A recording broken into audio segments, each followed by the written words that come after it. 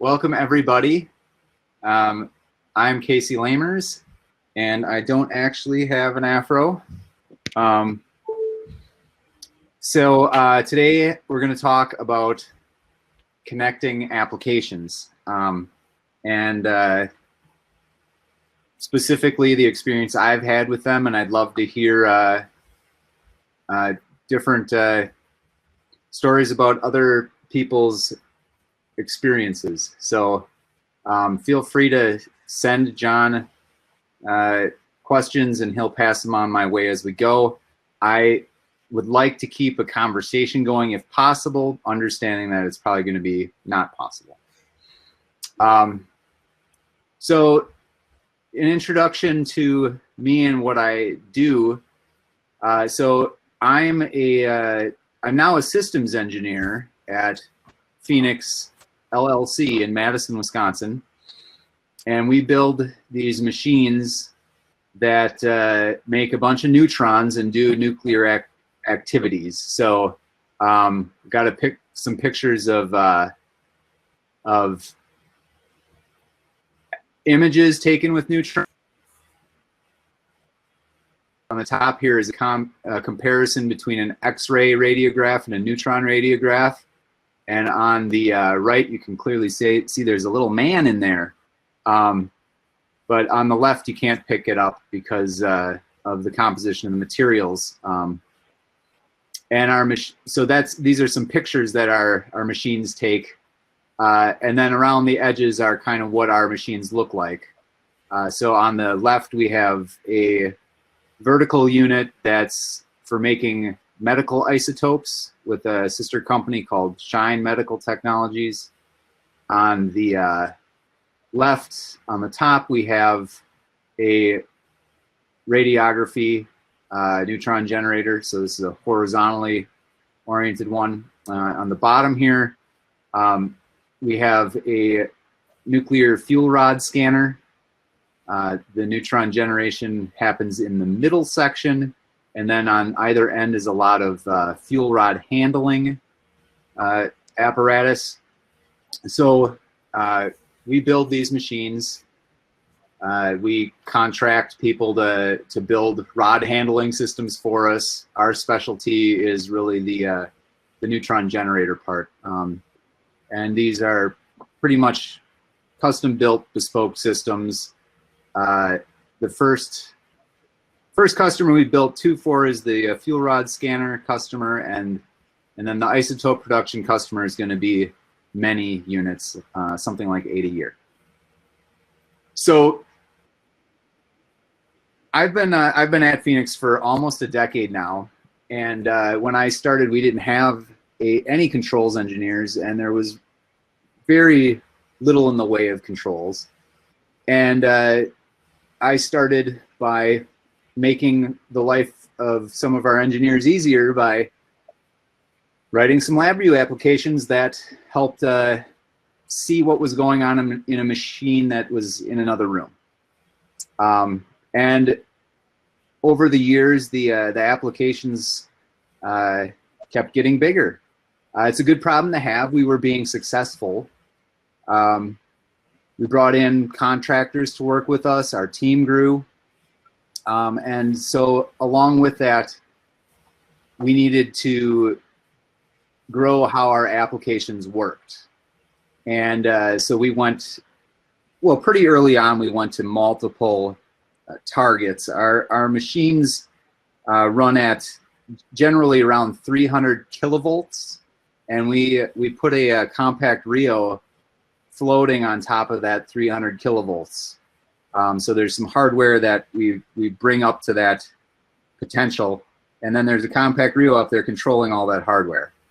So we have to have 2 compact Rios per machine on the smallest system, and then on our isotope production system, we actually have a Pixie chassis, 2 compact Rios, 2 expansion chassis, 2 single board Rios, and a bunch of rad hard controllers. So things keep getting bigger, And we can't necessarily solve everything in LabVIEW these days either. So I'm going to talk a little bit about how we solve these bigger problems. So just want to start with a pretty simplistic overview here of how most of our systems work. There's some main system manager, and then there's a bunch of compute nodes that have a bunch of sensors. So these are what are out at the edge, making measurements. And we have a message interface, and we also have a data interface.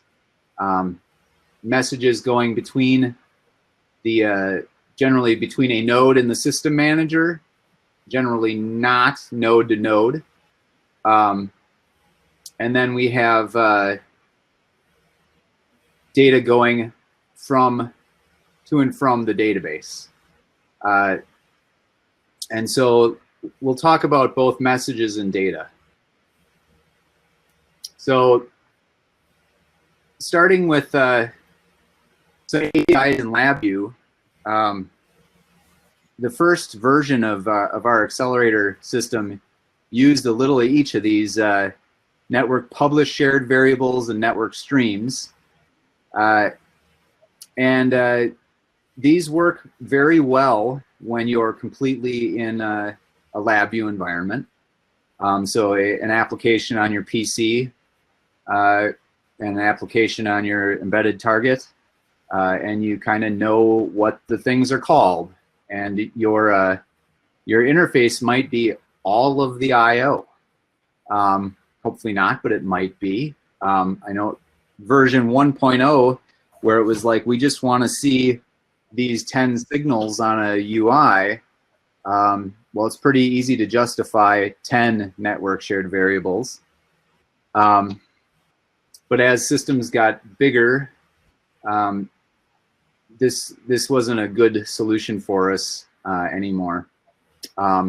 So we graduated to, and this is what makes me a LabVIEW champion.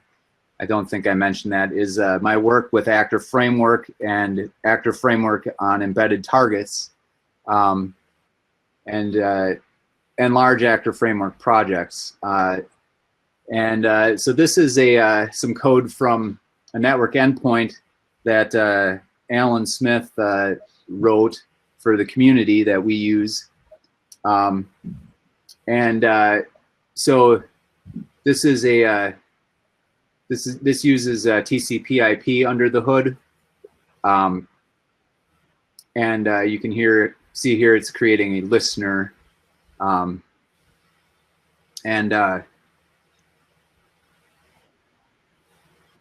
here's how we send messages in Active Framework using that endpoint. Is we take our message and we flatten it into a string, and then we put that string on that TCP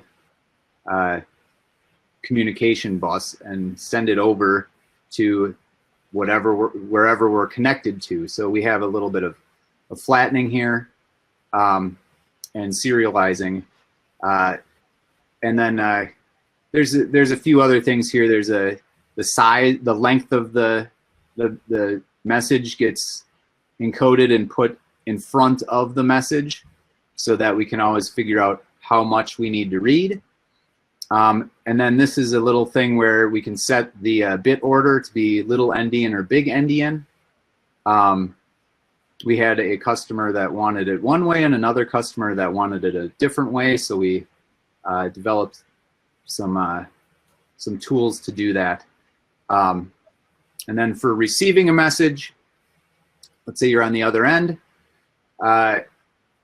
we have this TCP connection open.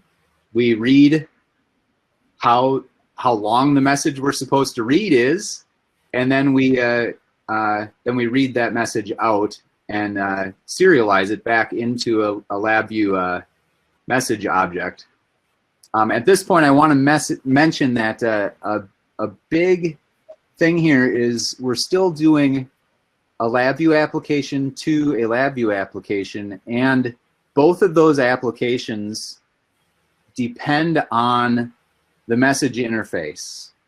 So you have to actually have the messages in memory on both applications when they're called, or you will have an error where it cannot flatten or actually deserialize, unflatten the message. And then it gets more complicated. In my case, I was sending classes that inherited from a parent class, and if you didn't have all of the classes that you could potentially send on both sides, you would run into issues.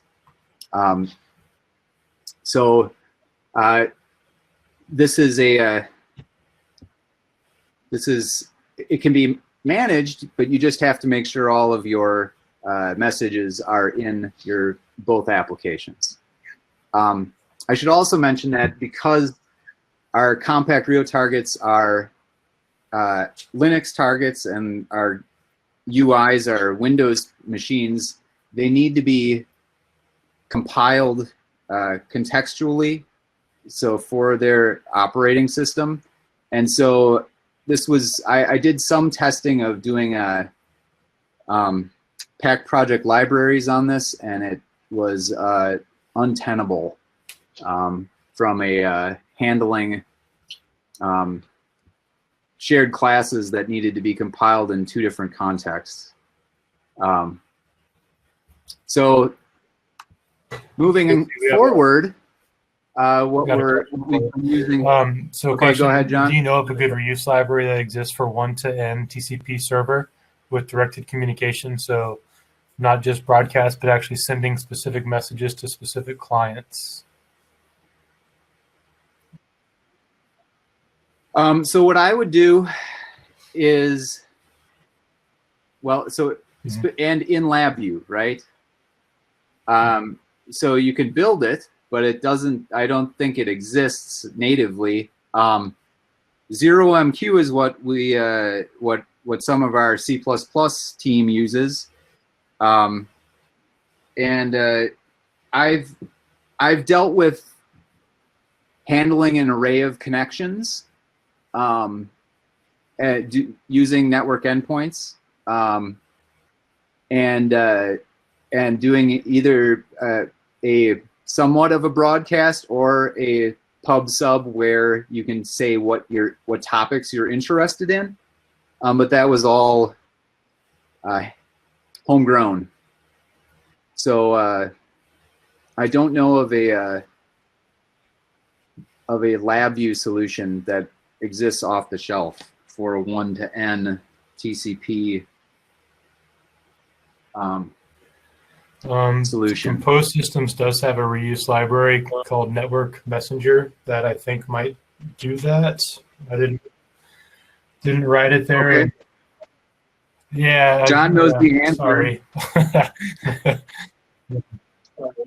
It's all right. I mean, I have limited time to try a limited set of tools, and one of the issues that we have as a community is discoverability of what everybody's doing. I'm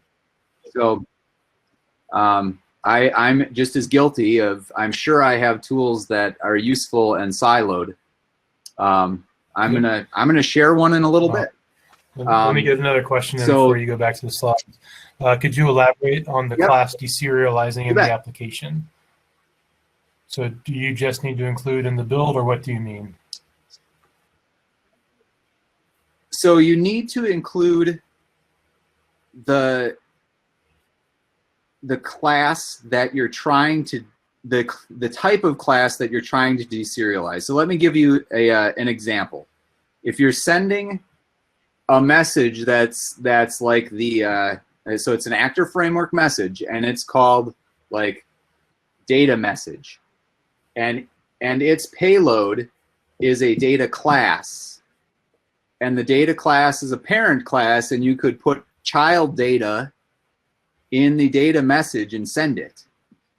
the receiving application would have to have the data message class and the child data class, and then kind of by extension, the parent data class.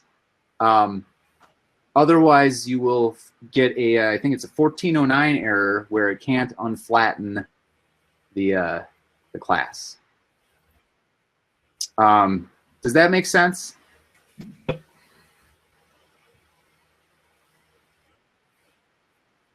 So I had early on had a pattern where I was going to use strict typing to send data to different devices. So I created child classes that was like high voltage power supply data, magnet data, et cetera, so that if I sent it in a particular one of those strict child classes, it would go to the desired recipient.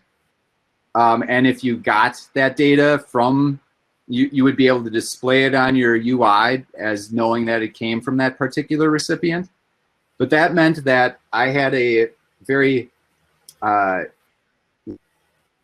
latency whenever I wanted to send these things. And adding a new one meant rebuilding both sides. So I refactored it to just use the parent container and reduced that issue dramatically. So you could, and it wasn't scaling well. So that was a call for refactoring. So should we move on?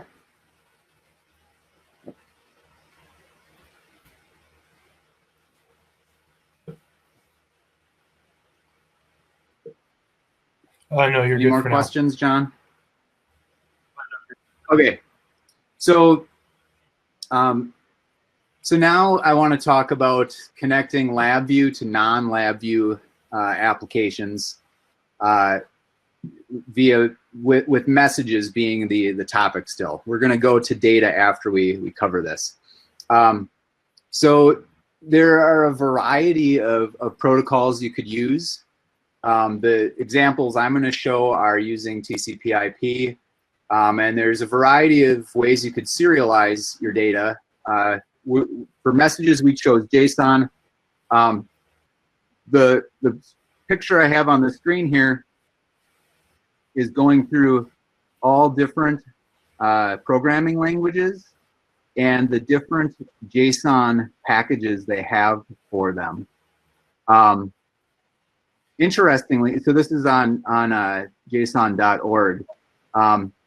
LabVIEW, I know for a fact, has more than just this flatten method because there's the JSON API and JSON text that I've used both of. So I don't know, I think this is underestimating the implementation, but I always laugh at this because even Photoshop has some JSON parsing. So this is very much a format that is widely adopted. And for messages, because we're not sending like files or things like that, JSON is well suited to do it. I will mention that like options of XML or like a custom protocol were discussed, but ultimately rejected because we didn't want to reinvent the wheel. And the message frequency was going to be low enough, and we were probably going to be logging it that we wanted it to be human readable, parsable, and we didn't need to be hyper efficient with packaging, because we could have made this a byte array, and it would have been smaller, but it would have been harder to deal with. So here's one of those libraries I was mentioning. So JSON text. is a something you can get via package manager, JSON text. It's from JDP Science, so Dr. Powell out of the UK. So is the JSON API, but I graduated from, that was his earlier work, and this one is a string-based interface. So here's a couple examples of what some of the messages we send. So I'm giving here an example of a fault and a fault reset message. So the fault message is this longer one.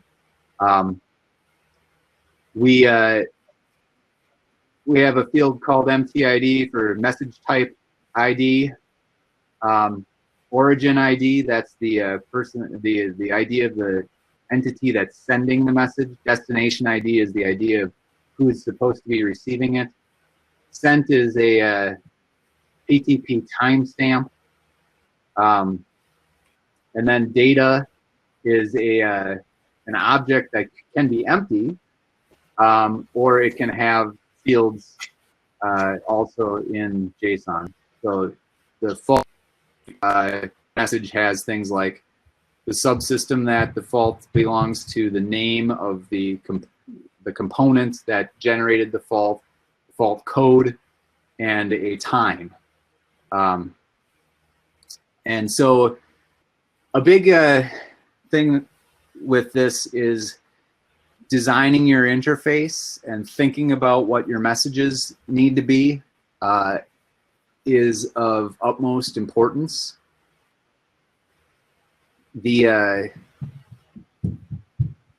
So you don't want to, because both sides need to know what to do. So here there is a dependency. The dependency is that this has the data we expect. So when we have message type ID 8, we expect it to have these fields. And the thing processing it knows what to do with these fields.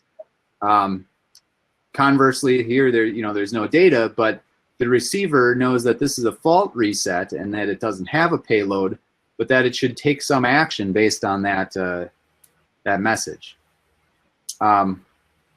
So this we have used in communicating with a data processing service that we wrote that's running on a big Linux machine for the fuel rod analysis team. We do the same thing for interfacing with an Allen Bradley logic controller written by a third-party contractor for doing the fuel rod handling. So actually moving the rods around on the fuel rod scanner. We're using this, we're migrating to using this even within our LabVIEW applications between LabVIEW-based, the node and the system.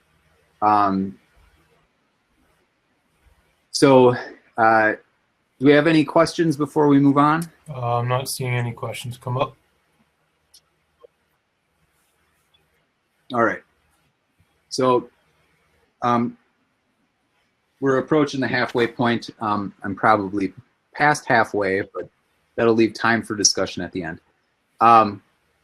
So the next stuff we're going to talk about is the second data interface and communicating our data to a database. So we at Phoenix, we've used a couple different databases, data buy.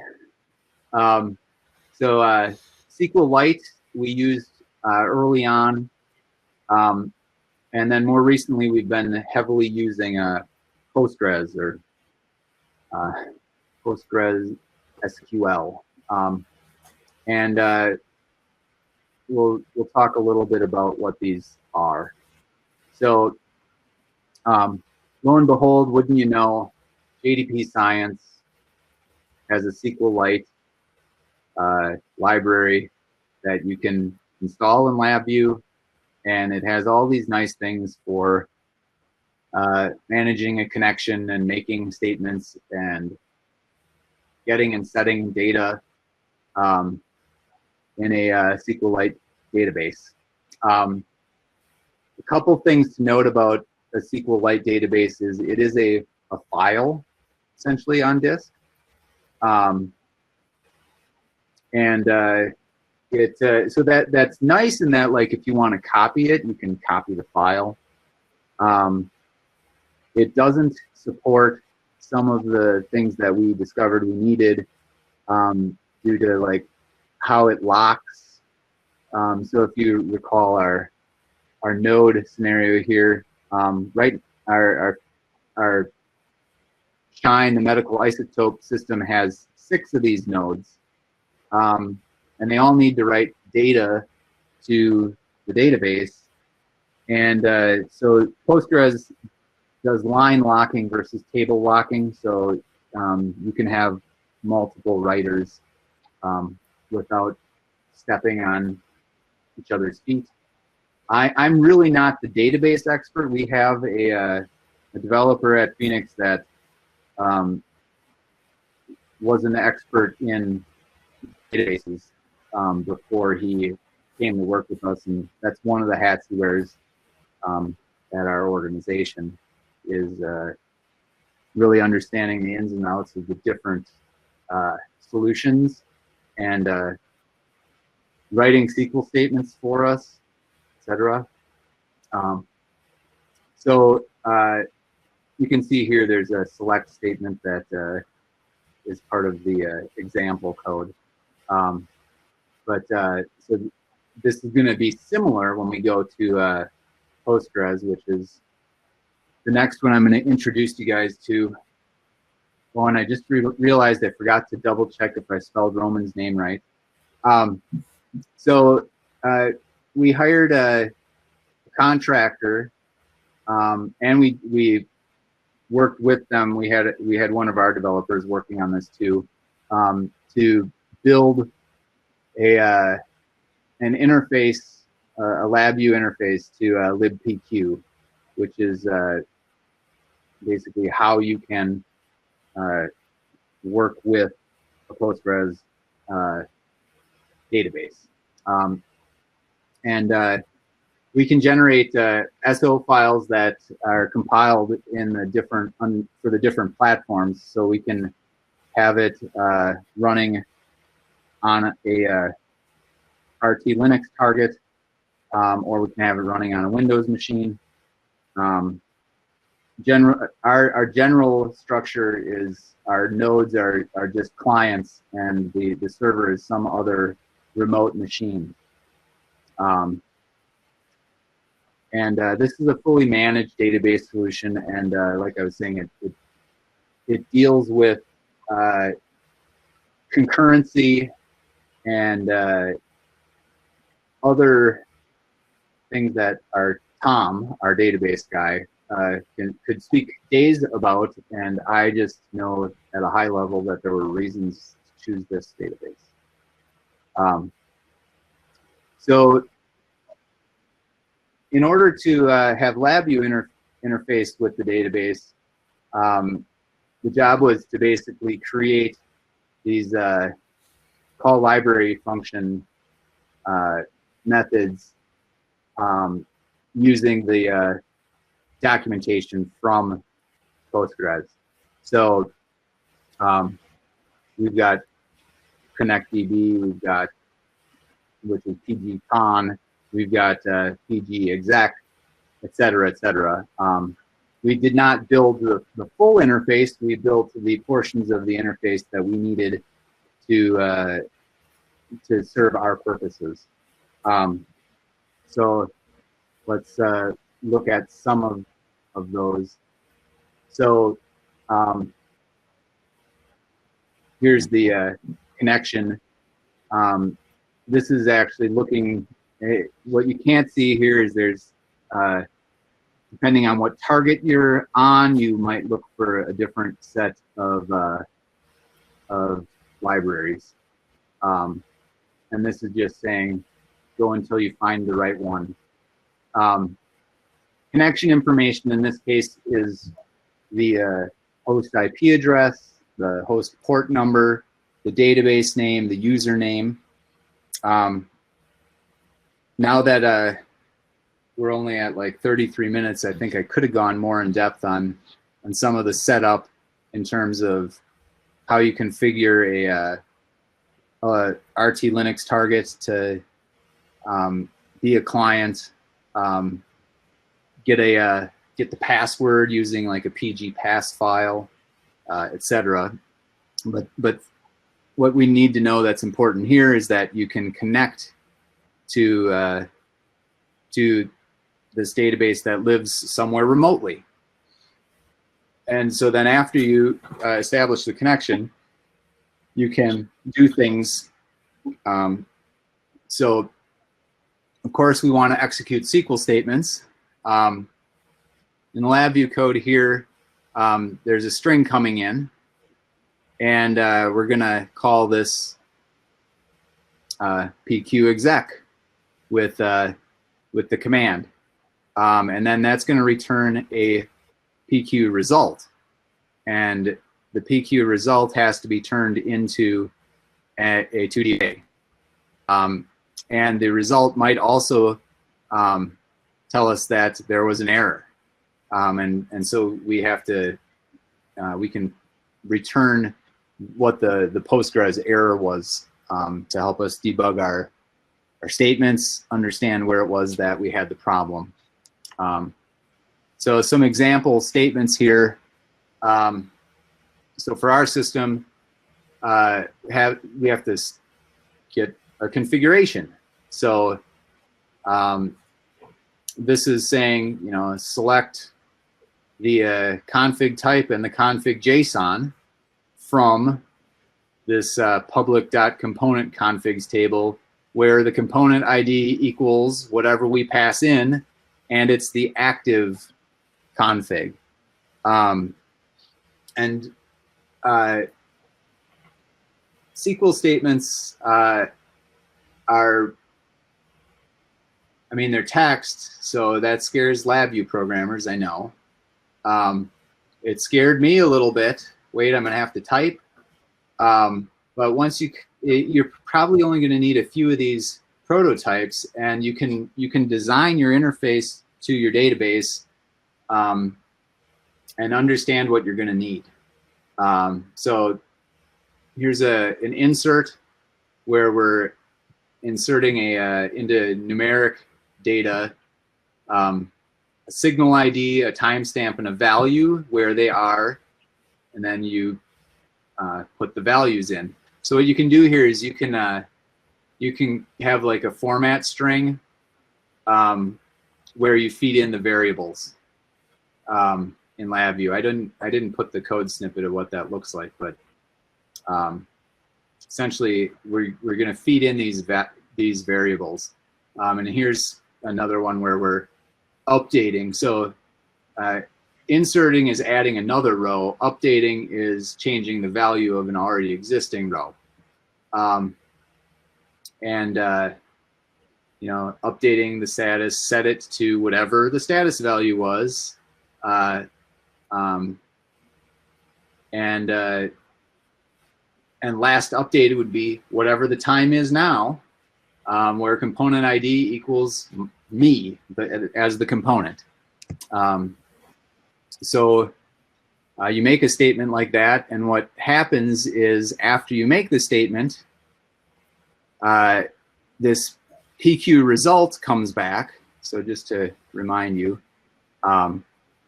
outside of so we make the statement right here, and then a result comes back, and it's encoded.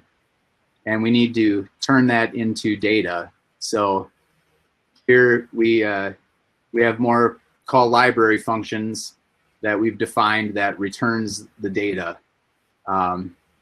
So we get a 2D array as the result. And then error handling. So again, that result, we can see an enum of options for the status, and then depending on if there was a like an error or a bad command or something like that, I can't remember the enum values, we can conditionally call the thing that returns the error message, and it can tell us that, you know, there's a missing field on this select statement, or this statement returned 0 values, stuff like that. So just to go back,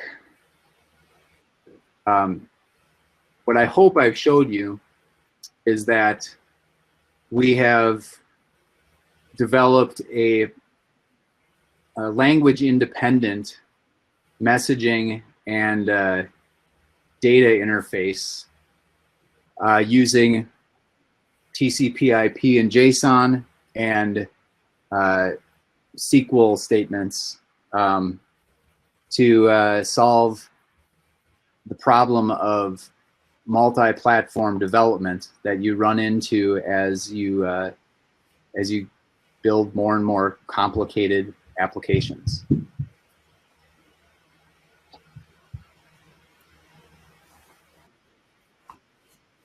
Any questions, John? No, if anyone has any questions, go ahead and type them, and I can relay them to Casey. Or if you stop sharing your screen, you can see the chat window. Yeah, let me do that. I'm also thinking if there's a way to where we could bump over to the breakout room, and people that are interested could you know, just talk and ask questions.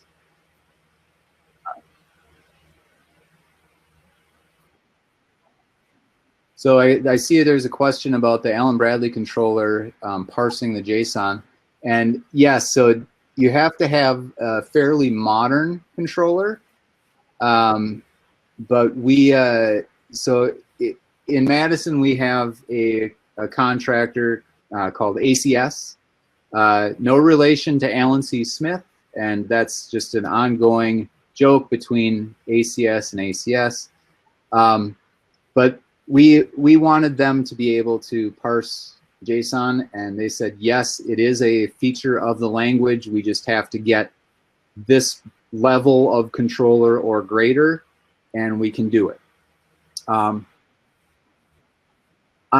I think it's probably not a bad thing to mention that you can also consider a digital interface with these things. So and by digital, I mean like voltage-based DIO.